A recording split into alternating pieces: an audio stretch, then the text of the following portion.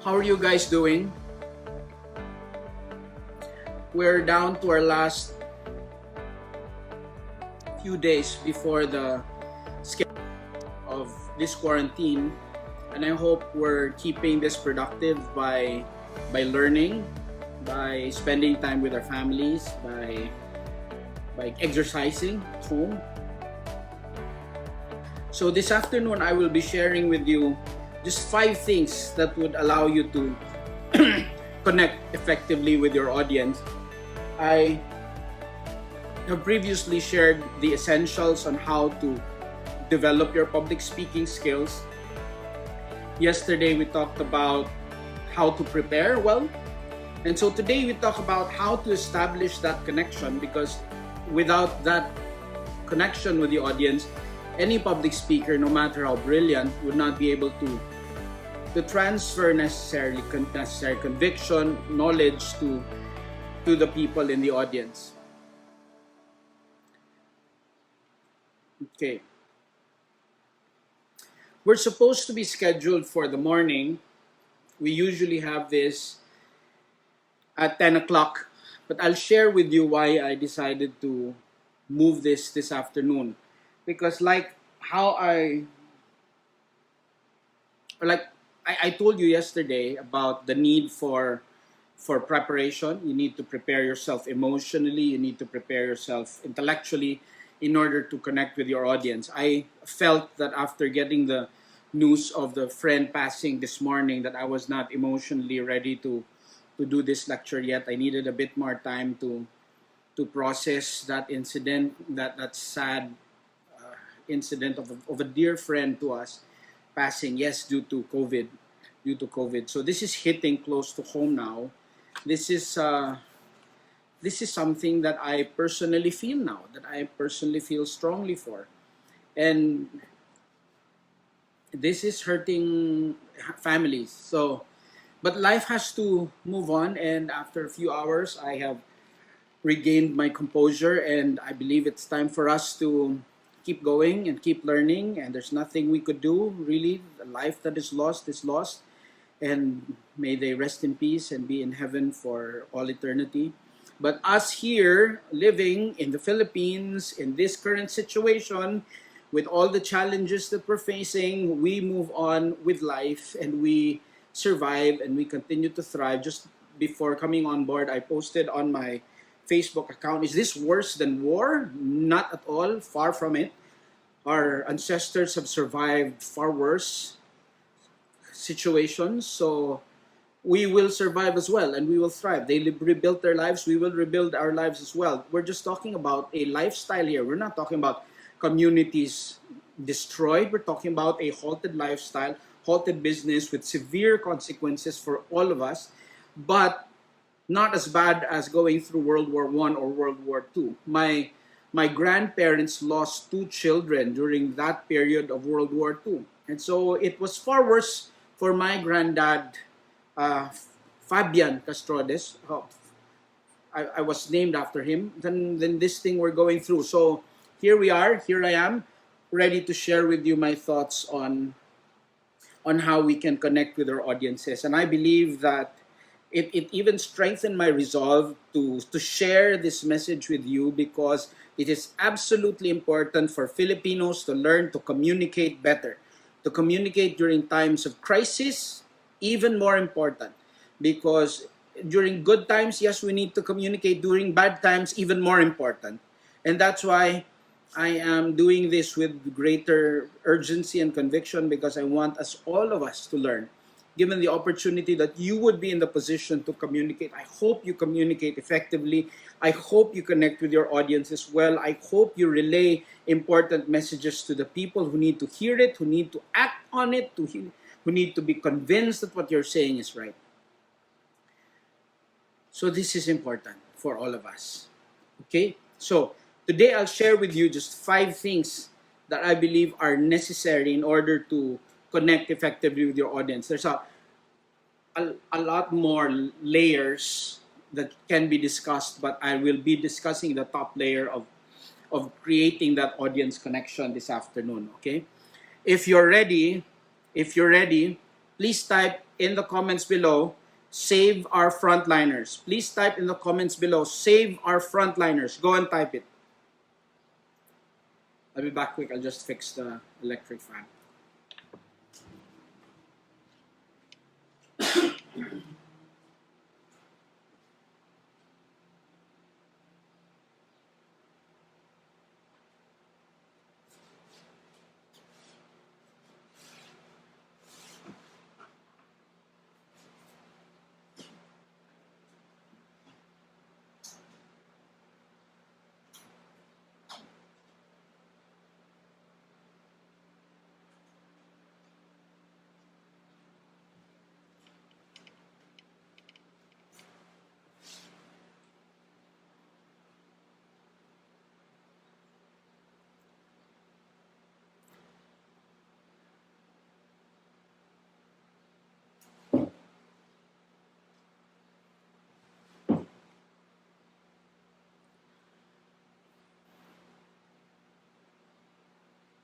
Whether you're a mom, you're a teacher, a professor, or a leader in a company or in a government organization, we want to connect to the audience we're speaking to. Okay, so here are 5 things that are essential in order to connect with them. Number 1, it's important to connect with them with the right language. Write it down, connect with the right language. It's important for them, the goal of communication is to be understood. The goal of communication is to relay information. Language is a tool, and that's why it's important for you to use the right language every time you communicate. What do I mean by the right language? If your audience are English speakers, it is good that you speak English, so there will be no barriers in terms of understanding the meaning that the words carry. If the audience members are Filipino factory workers who prefer to listen to a speech in Filipino or in Taglish, please go ahead and use Filipino. Ug Bisaya na sila, mas maayo yun magbinisaya ka para klaro ang ilang masabtan, para di na sila maghuna-huna og translate sa ilang huna-huna.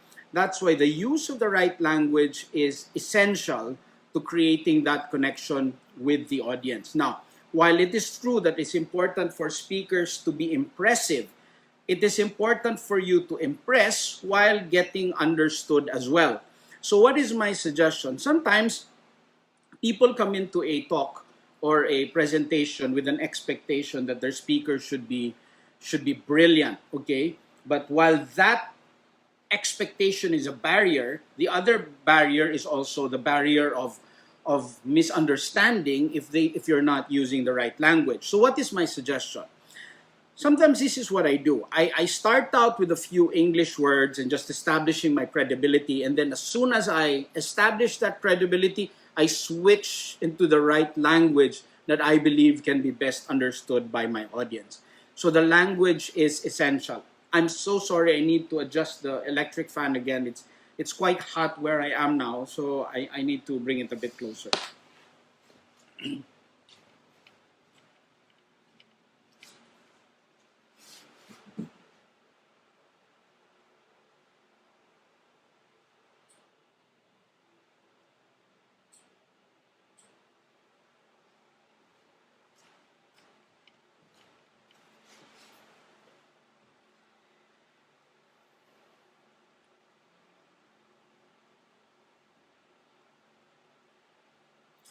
When I was a younger public speaker, I used to speak a lot of English while communicating because I felt that English was the means by which I could convince them to believe me because I speak English better than most.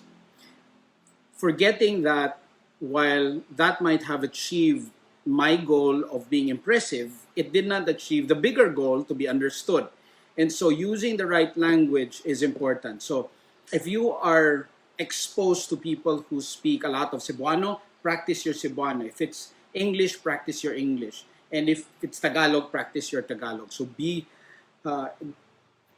an improved user of the language, because as you improve your capability to use the language, then you improve the capability to create that connection with the audience. That is actually the main weapon or strength of Gloria Macapagal Arroyo. Language is so powerful because it carries nuances of emotion, it carries nuances of meaning, it carries nuances of of of metaphor. It connects people to certain things in their lives, in their families, in their communities, that it just makes them feel good. Makes them feel good that if you're using a different language, you might not be able to trigger that.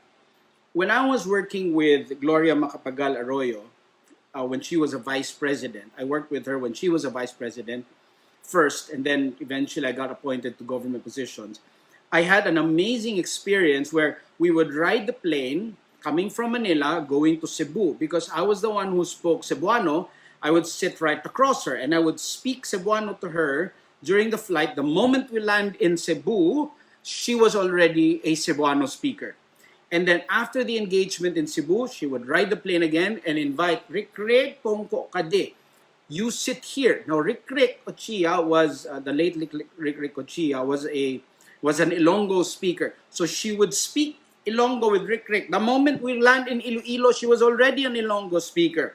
The same happened from the flight from Iloilo going down to Lawag.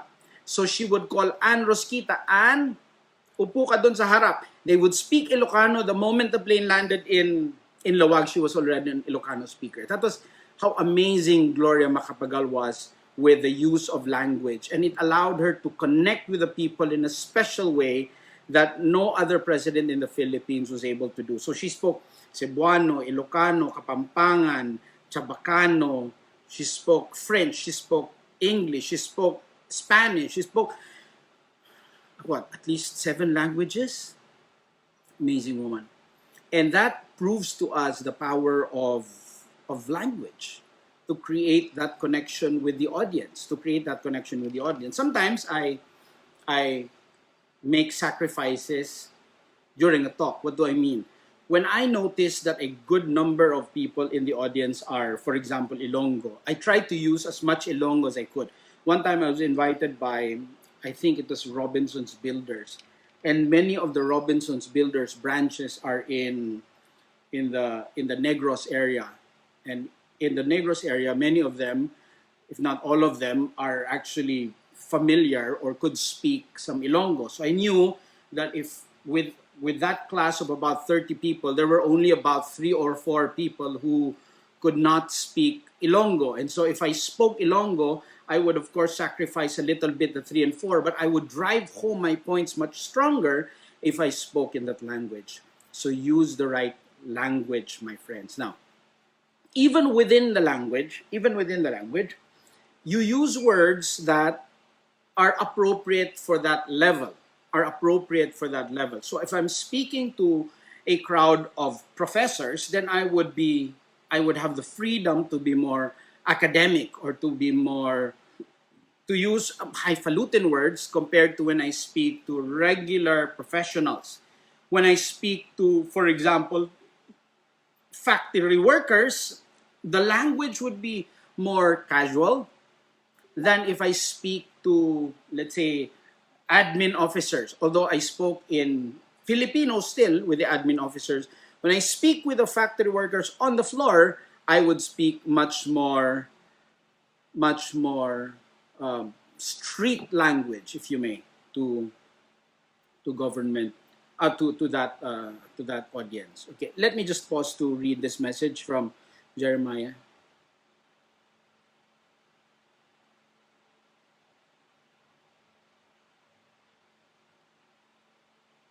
Okay, Jeremiah is a dear friend, and I wish him all the best. He's the head of ARTA, and I have suggestions for you, Maya. I'll message you in a bit. This is about. Remember, I posted about improving the communications, crisis communications during the season. So he is within that sector. So I will type down a few of my suggestions for this government's effort to manage this crisis. Okay, so the right language, meaning whether Filipino, English, or what, and also within the language, the right use of words, the choice of words, absolutely important in order for you to connect with your audience effectively. Okay? Number 2, you have questions so far?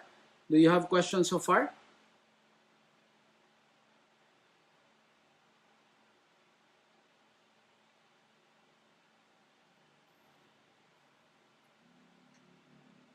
All right. So, number 2, that's number 1, use the right language. Number 2, if you were to connect with the audience, you need to connect with them visually, sa mata, at saka sa tenga. Kailangan naririnig ka nila ng maayos. So, if you are to create and sustain that connection, no one in your audience should struggle seeing you and hearing you. That's minimum. If one of them struggle to see you, to have a clear view of your face, it's very easy for them to get distracted by their own cell phones, by their own thoughts, and unfortunately by their seatmates or their wife or children who might be seated beside them. And so it's important for you to make sure that you position yourself in a place where they can see your face. You see your face better if they can see your eyes, because meaning and connection would come through your eyes. If you can have an eye-to-eye contact with them, that's the best way of connection that you can establish. So if, for example, you're speaking in a party, you're speaking in a restaurant, you're speaking to your staff, for example, you're a corporate leader.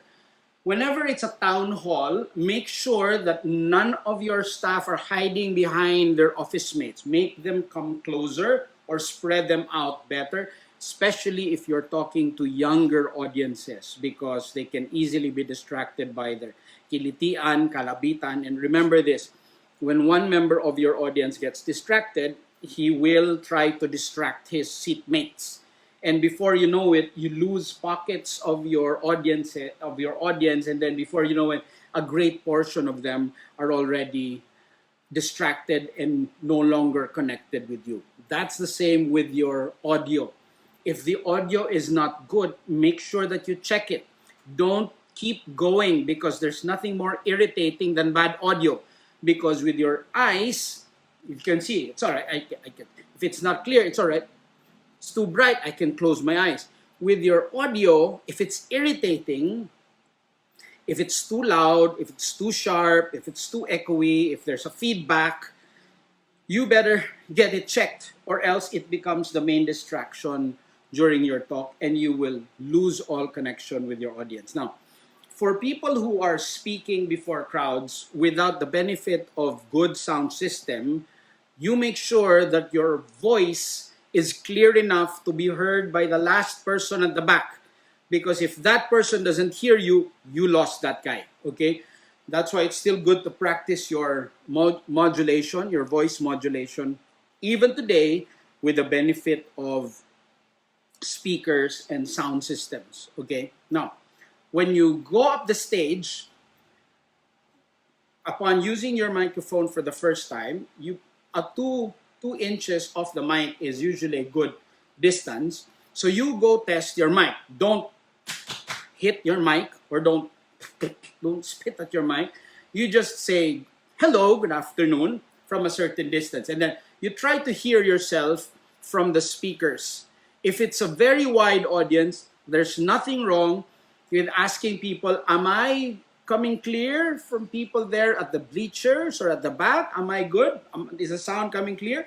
If they signal you good, then you may proceed. If they don't hear you, go signal and then just look at the organizers, and I'm sure the organizers would be more than willing to help you out, fix that audio problem before you begin. Okay? I would suggest before you begin. Now, there's usually a technique among speakers and trainers to move close to the audience. This is a departure from the traditional public speaking method of having the speaker in a lectern on a stage. Okay, when public speakers became more casual and they departed from the traditional classical methods of public speaking, people began to get rid of the lectern. People began to move around more. Now, if you're a speaker or a performer and you move too close to the audience too much, so for example, you have a U-shaped audience. You love going to the middle of your stage, to the middle of that U shape. The effect is, yes, you're going nearer to a certain group of people, but you're technically cutting off the flanks, the extreme right and the extreme left. They don't see your face anymore. There's a visual disconnect. So whenever you get the impulse to go near the audience, you better ask yourself, what is the benefit of going near your audience? What is the benefit of going down on the floor or staying really close? Okay? Now, it's important for you to know that visual connection and auditory connection and the connection with your audience with your expression and your gestures can more than sufficiently overcome distance rather than going near to them, to a few, and cutting off the right and the left group because you're too near to the middle group. The effect is, you create a better effect if you just exaggerate, extend better your face, your voice, your gestures, so that you can cover all of them. You can cover all of them. Is that clear? Is that clear? Okay, I have I think. Right, yes. Okay. So, mag-ingat dun sa palapit, laging lumalapit, lalo na sa mga trainers and speakers, lalo na sa mga performers. Mahilig lumapit, mahilig kumalabit. It's fun. Tawanan-tawanan dun sa mga taong kinalabit mo. Tawanan-tawanan dun sa mga taong nilapitan mo. But you're also cutting off a good number of your audience. So, I'm not saying it's wrong. I'm saying you better think about it every time you do it. If you're still maintaining that visual connection or the connection with your entire audience and not just a few of them. Okay? So it's important to create that visual connection and the connection with them sa iyong tenga. Merong tanong? Meron po bang tanong? Magtanong po kayo. Napakaraming topics under this subject. That's why it's usually a day long or 2 days training. I used to lecture this for an entire semester when I was teaching this at the Ateneo. So if you have questions, just feel free to put down your questions, okay? Now, when you want to have a visual connection with your audience, okay, and auditory connection with your audience, the next thing you want to dito pa rin sa visual connection is to be seen with your expression and your gestures, okay? Meron kang connection visually, nakikita ka nila. But the next question within the scope of visual connection is this. Do they see your expression and your gestures? Because if they don't see it, it's useless. If they don't notice it, it's useless. So that's why you want to make sure that whatever you do on stage can be seen. You can make sure that that can be seen by positioning yourself well and also calibrating how wide it is or how limited they are. Okay.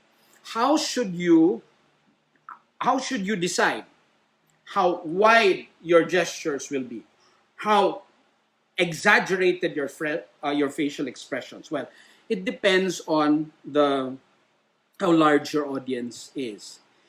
Ang rule is, the larger your audience, the wider your gestures, and the slower your movements. Okay? Habang palaki ng palaki yung audience mo, dapat mas mabagal ang galaw, mas mabagal ang movements, and mas wider. Okay? Kung paliit ng paliit, pwedeng bumilis, pwedeng maikli ng gano'n. Kasi for example, pag sinabi mo, halimbawa, I'm here, I'm in an audience of 200, 500. Hey, everyone, thanks very much for coming. I'm so happy to have all of you here today. Okay yun, di ba? Imagine if I do the same. Hey, everyone, thank you for being here. E tatlo lang pala yung kausap ko. Sobra yun. Lagpas yun. So that's why, if it's just 2 or 3, hey guys, thanks for being here. I'm so happy that you could come this afternoon. Then you would limit your gestures and your facial expression according to the size of your audience. Now, here's a key technique. You don't find this in any book, by the way, except you don't find this in any book, but you can find it in this book. Konting ad muna. It's baliktad. It's my book, okay? It's baliktad. Now, here's the technique. How do you decide how wide, how exaggerated? Okay? Ganito po yan. Matagal ko pong tinanong yan. How do you know if your hand should extend that way? Or how do you determine? Okay, I'll share with you a tip. Again, it's not in any other book on earth. It's only in this book. So if you want, you can buy it. Okay? It's not in National Bookstore because you don't make money if you're a self-published author in National Bookstore, and nobody really buys my book. I'm not a best-selling author, and I don't know how they decide on who's the best-selling author or not anyway, so that's there. But I wrote it down. Okay, are you ready for the tip? How do you decide how wide your facial expressions should be and how wide your hand movements and your movements should be? You want to know? Okay, type down first. Fight COVID. Type down first if you want to know the answer. Trisha, may I have water? It's here. Okay, I just have some water, okay?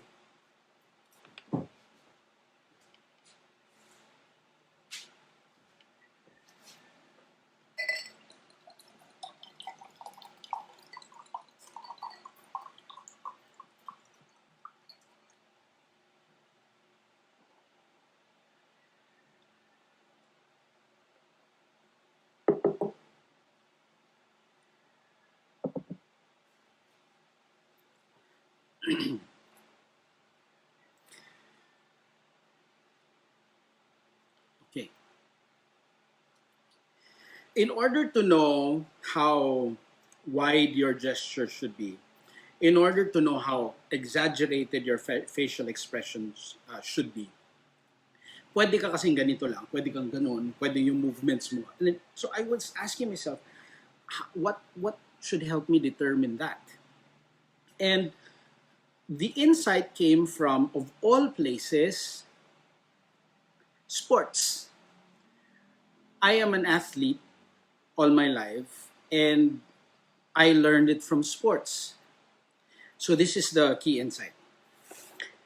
What determines movement is actually what you call mental targets. What determines movement are your mental targets. Okay. You, at the start of your talk, you need to create a mental target. Parang sa badminton lang yan. Anyone here play badminton? Sinong nagba-badminton? Type me. Or sinong may experience playing badminton? Sige nga, type me. When you're playing badminton, you're actually creating mental targets. You have a mental target. Kung nandun yung kalaban mo, my mental target is dito ko ilalagay. Kung nandun yung kalaban ko, dito ko ilalagay. Kung nandito siya, doon ko naman ilalagay. Ganon din po sa public speaking. Pagpasok mo pa sa audience, ipa-plot mo na nasaan sila. Okay? You will plot it in your head. So pagkatapos mo, halimbawa, nagde-defend si Annie ng kanyang proposal to, let's say, Annie Lumao is an artist and she's presenting a pitch for, let's say, an art project. Pag upo mo pa lang, nandun sa gilid, nandun yung boss sa likod, meron dito, ganun. Okay? Now, you know where they are. That's your mental target. If you don't create that mental target, listen to this, okay? If you don't create a clear mental target of where your audience members are, the usual tendency of speakers is this. You will speak to people closest to you and those who are right in front of you. Okay? That's why most speakers tend to just talk to the people nearest them. And they don't extend beyond that close group there. Why? Because you're normally, as it grows, you don't see the people at the back anymore. There's no visual connection anymore. So kung hindi na kayo nagkikita, hindi mo na sila kakausapin. Dito ka nalang titingin sa malapit. Bakit? Sila yung merong target sa'yo. Sila yung merong visual connection sa'yo. Which is tragic because that only means that you effectively cut off the rest of the audience. Ang kausap mo na lang yung sa harap. Kaya most speakers are effective for small groups but not effective for big groups because kulang sa technique. Okay, here's the technique. Meron kang mental target. Eto, tanong. Pag nagbabadminton ka, nandito yung bola. Okay? Yung kalaban mo is in the other end of the court. You want to do a cross-court drop shot. Okay, again, the ball is here, your opponent is on the other side, other end of the court, and then you want to hit a cross-court drop shot. Question, saan ka nakatingin? Type down your answer. Bola, kalaban, dun sa cross-court drop shot. Ano ang sagot? Saan ka nakatingin? Nagbabadminton ako. Okay, nandito ang bola, nandun yung kalaban ko, nandun yung target ko. Saan ka nakatingin? Saan ka nakatingin? Sige nga. Sige nga, pakitype ng sagot. Walang sumasagot. Walang sumasagot. Okay, sagutin ko na lang. Sagutin ko na lang. Okay. Kung nakatingin ka sa kalaban, hindi mo tatamaan. If you look at your kalaban, hindi mo tatamaan. Kung nakatingin ka sa target, hindi mo rin tatamaan. The truth is, yes, tama si Perry. Nakatingin ka sa shuttlecock. Correct? Nandito yung focus mo. Nandito yung focus mo. Pero nasaan ang isip mo? Carlo, nakatingin ka sa shuttlecock, hindi sa target. So, nandito ako nakatingin. Pero yung utak ko nasaan? Nandun sa target. So, meaning, my visual focus is in one point, which is the shuttlecock, but my mental focus is on my target. How does that translate to public speaking? How does that translate to public speaking? I might be focused now on this side, but I know they're my target. I might be focused just on this person, but they're my target. The rest of my audience would be my target. Bakit? Kasi kung dito ako nakatingin sa shuttlecock, yung utak ko nandun sa target, yung katawan ko will naturally move towards the target. So kung nakatingin ako sa presidente ng kumpanyang nasa harap ng aking lectern, because I'm doing this talk. Let's say, ladies and gentlemen, thank you very much, Mr. President, for inviting me. I would like to thank all of you. All of you. Bakit? Sila talaga yung target mo. Kahit na yung nandun sa dulo na hindi mo na nakikita. Why? Because your mental target will determine your actions. Not just your visual target. Your mental target. So malinaw? So titingnan mo na ngayon, kung si Annie meron dito sa gilid, nandun yung dean, nandun yung sponsor, nandito yung magbabayad, nandun. So you will now hop around, you will hover around and make sure that you're targeting each and every one of them. And not just people closest to you and not just people seated right in front of you. Okay? So what will determine the movement is the mental target. What determines the exaggerated expression are the people at the back. Kung konti lang yan, pwede kang smile lang ng ganon. Pero kung mas malaki, sabihin mo, napakasaya ko. Napakasaya ko. Napakasaya nating lahat. Tama po ba? Kung hindi, tatlo lang kausap mo. So that will determine how wide your movements and how exaggerated your movements should be. Are there questions so far? So that's how to visually connect. Now, yung eye contact, if it's a smaller group, yes, tama si Annie. Kasi yung teacher, usually yung kausap niya yung nasa harap lang. Proximity is a default. And linear is a default. Yun yung usual na default. Yung diretso at saka yung malapit. Hindi ka nagme-mental target sa lahat. Okay?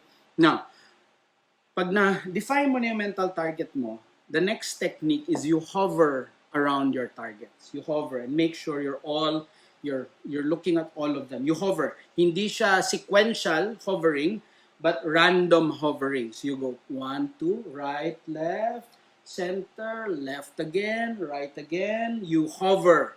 Hindi yung sequential na gano'n, na left, right, hindi gano'n. You hover, you make sure. It's like you're an eagle surveying your territory in a forest. So that's how you make sure that you connect and you maintain connection with your audience, and you're looking at each one of them straight, ideally 2 to 3 seconds each. So you either go 1, 2, 1, 2, 1, 2, 1, 2, or it can be 1, 2, 3. If it's a smaller group, you go 1, 2, 3, 1, 2, 3. Or rather, if it's a bigger group, you go 1, 2, 3, 1, 2, 3, 1, 2, 3. Maraming salamat. 1, 2, 3, 1, 2, 3. If it's a smaller group, it can be 1, 2. But hindi siya 1. It can be 1, 2, 1, 2, 1, 2, 1, 2. Di ba, sir? Apaka, salamat sa pagdating. A smaller group, you can lessen the count to 2 counts. For a bigger group, you'd want to keep it at 3 counts per person, looking at them straight. I still have so many more tips on this, but I don't have time to go through all of them. So that's it. Connect with the right language. Number 2, connect visually and with your ears. Be seen and make sure that your gestures connect with them because they are appropriate for the size of your audience. Number 3, in order to connect with your audience, you need to connect with them emotionally. Okay? You need to connect. For an audience who is still very calm, them out of that. Alam mo yung mga nag-MC or nag-host na, hello, good morning. Oh, parang hindi naman kayo kumain. Wag ganun. Wag namimilit. You work your way, you meet them where they are, and then bring them to an emotional state. You don't yank them. So if you're so happy, but they're so sad, So for example, I speak to a group of workers in a plant in Pasig, and they're about to be moved to San Pedro in Laguna. So clearly, that group was not happy. But was I happy to be there to teach them that day on change management? Yes, I was happy. But when I looked at their faces, were they happy? No. They were about to be moved, and they were not sure whether that move would work out well for them because their families are in Pasig, their kids are studying in Pasig, their wives might be working in Pasig as well, and the fathers need to move to that new plant in San Pedro, dislocating that whole family arrangement. So I was happy to be there, given the opportunity to speak. I had a great day, I had great sleep, I was happy to be there, but when I looked at the faces of my audience, they're not so happy. So what will I do? When I get there, hey, good morning, guys. Thanks very much. I'm so glad to be here. Should I open that way? No. They would think, this guy's weird. No, you have to meet them where they are. If they're also very happy, then you meet them where they are and bring them to an emotional state. You don't yank them. You connect with them where they are. That's why the first few minutes upon entering your hall, you be very observant. Nasaan sila? Are they concerned? Are they... Titingnan mo sila. And just before taking the stage, you're observing their faces.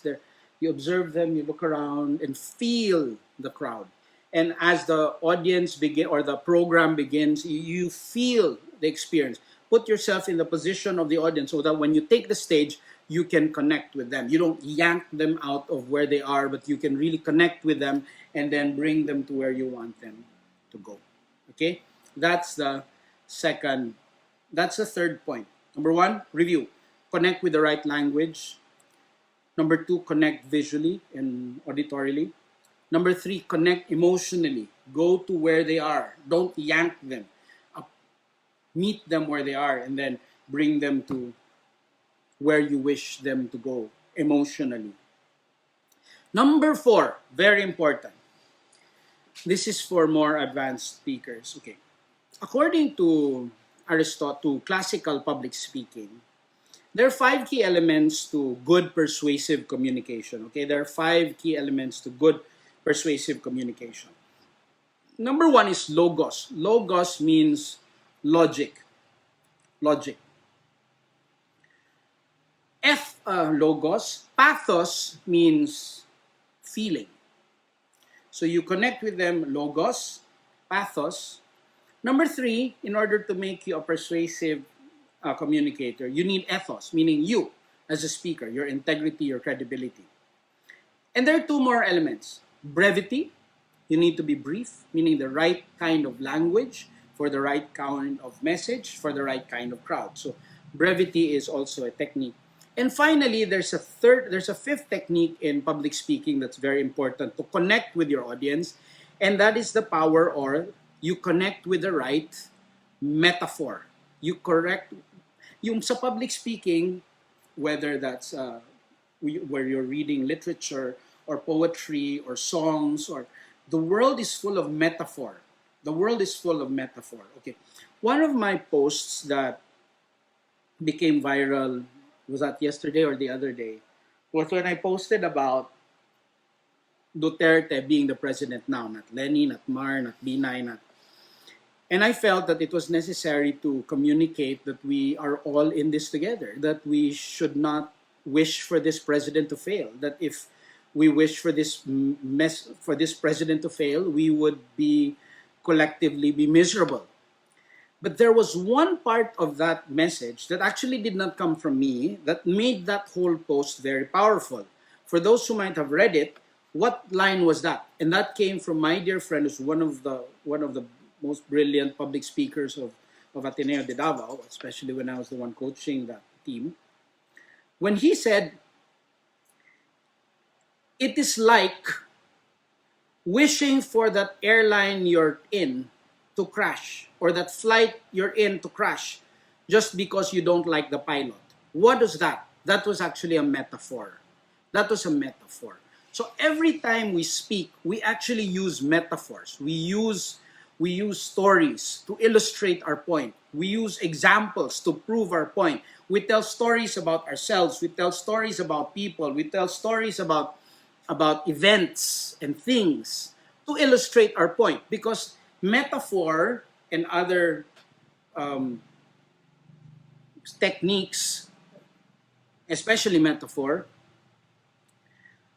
help give color to our speech. Now, the kind of metaphor or the kind of examples that you use in your speech will determine whether you will connect with your crowd or not.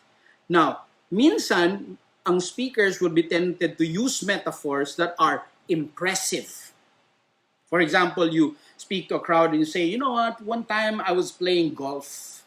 That metaphor might be right for people who play golf. But if none of those people play golf, then they will not understand. For example, the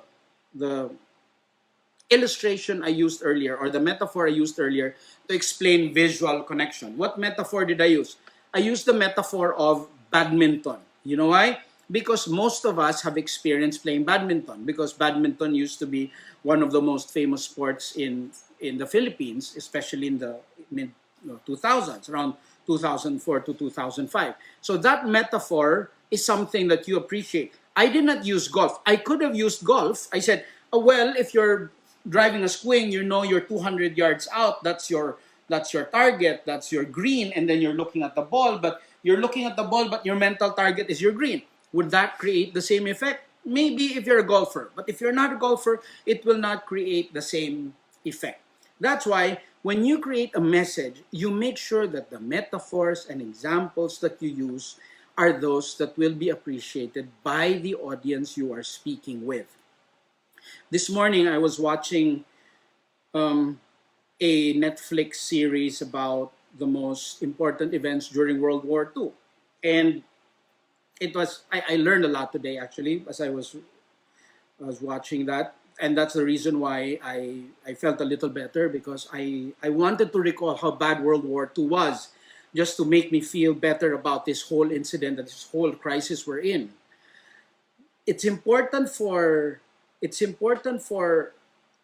you to decide is this metaphor the right metaphor for this group? Okay? Halimbawa, I could use, for example, the metaphor for leadership. Let's say, one of the reasons why leaders fail is when they don't get a full picture of the scenario. If they don't get a full picture of the scenario, they cannot possibly make good decisions. It's important for the leader to get good facts because only good facts can influence or lead towards good analysis. Good analysis based on good facts can lead to good decisions and successful outcomes. Okay?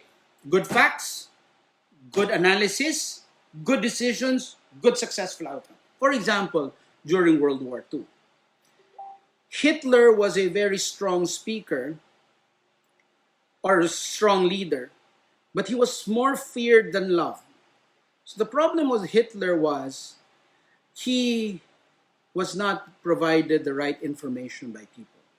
His generals, General Schmidt and General Geron, the head of the air wing, the fighting air wing of the Nazi Air Force, they were not providing Hitler the right information about the war effort in Britain and the war effort in Leningrad. And that's how they made bad decisions because they were not getting, okay, now, why am I using Hitler? Just to illustrate the point. Some of you might have already been bored just by me talking about Hitler because it's the wrong metaphor for people who are not interested in war. It's the wrong metaphor for people who have no knowledge about warfare, who care nothing about, who don't really care much about World War II.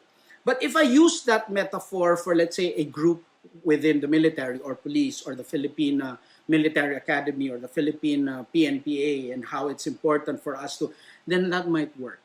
So meaning, I might be impressive when I talk about Hitler as a metaphor to explain how leaders need to get good facts, but impressive doesn't mean understood. Impressive doesn't mean appreciated. That's why if you want to sustain connection with the audience, make sure you use the right metaphor for that particular group. Now, as you grow through life, as you progress through life, you will collect many stories about yourself. You will collect many experiences. If, for example, I talk to students, then I will use experiences or stories or metaphors coming from my years as a student. I will not say, for example, I'll tell them, you know what, when I was pitching this product to the buyers of the Philippine Airlines, that might be impressive to some, maybe to businessmen, but not to students. It's the wrong metaphor for that crowd. So make sure that in your desire to be impressive, that you actually don't create a disconnect with your audience. It is nice to be impressive, but it's more important to be understood and appreciated for the message you're trying to relay. Is that clear? So choose your metaphors well. Okay, last but definitely not the least, number 5, review muna tayo. In order to connect with your audience, number 1, use the right language, use the right words. Number 2, visually connect and connect with them auditorily, meaning they should hear you. They should not struggle to hear you. Anytime they struggle seeing you or hearing you, there's a disconnect. You could be losing your audience. You lose one, you lose more. Before you know it, you've lost your audience. Number 3, connect with them. Be where they are. If they're happy, meet them where they are. Don't yank them to where you want to be. It's important to have that emotional connection. Number 4, choose your metaphors well. It's good to be impressive, but it's more important to be understood. It's more important to actually relay the message in a manner that they can understand. Okay? Lastly, if you want to connect with your audience, you want to connect from start to finish. You want to connect from the very beginning of your talk. That's why I told you earlier, set up that visual clarity, that visual and sound connection early on, because if you don't connect at the start, it's hard to make that connection in the middle. if you also created that connection in the beginning, but you lost connection in the middle, it's hard to get them back. It's harder to get them back. The best time for you to establish connection is at the very beginning of your talk, at the very start of your talk, because they're there, they know someone's going up the stage, and they're giving you the benefit of the doubt. They're hoping that you would do well. They're hoping that you would not be wasting their time. And so the best time for you to create that connection is at the beginning of your talk, whether you're talking to students, to your children. But the moment they get disinterested, it's harder to get them back. So once you get their connection, sustain that connection, that attention from start all the way to the finish. If you don't keep that, it's hard to keep it, or it's harder to gain it back. So take it, grab it, sustain it all the way to the end. Don't fluctuate. Don't fluctuate. And so tomorrow, how do you do that exactly? Number 5, how do you create that connection at the beginning, and how do you sustain it all the way to the end? You need to learn how to be a dynamic communicator. You need to keep it interesting. Interesting in the beginning, interesting in the middle, interesting all the way to the end. You need to become a dynamic communicator. The question is, how do you become a dynamic communicator? How do you not become a static, boring communicator? I'll share with you tips tomorrow on how to become a dynamic communicator. Okay? You have questions so far? Those are the 5 things, my friends. Unfortunately, I can't give you all the details necessary. I hope you could attend one of our trainings, because that would really be a better opportunity for me to share more details to all of you. So tomorrow, I will be sharing with you tips on how to become a dynamic communicator and not a boring, flat speaker. Okay? Do you normally insert jokes here and there? I'll explain to you the value of jokes. Okay, I normally don't do jokes, Louis. I don't believe that speakers, unless the speech is really to create fun, jokes are not for me, not a legitimate thing. Again, unless it is a speech for fun, then you can come up with jokes. But I would create humor without trying to be funny. You don't try to make them laugh just because you want to create a chuckle, but you want to humor them to drive home a point. Okay? May hook sa tumoy. Ano yung may hook sa tumoy? Para tomorrow may, parang K-drama lang, di ba? I learned it from K-drama. You need to beat in a bit so there's a hook in the end so they keep watching tomorrow. Do you have questions, my friends? I'll share more info about tomorrow. Unless another person very close to me dies, we go back to our 10 o'clock schedule. 10 o'clock schedule. Or do you like this schedule better? Do you like the schedule better? Should we move it from 10 to 2?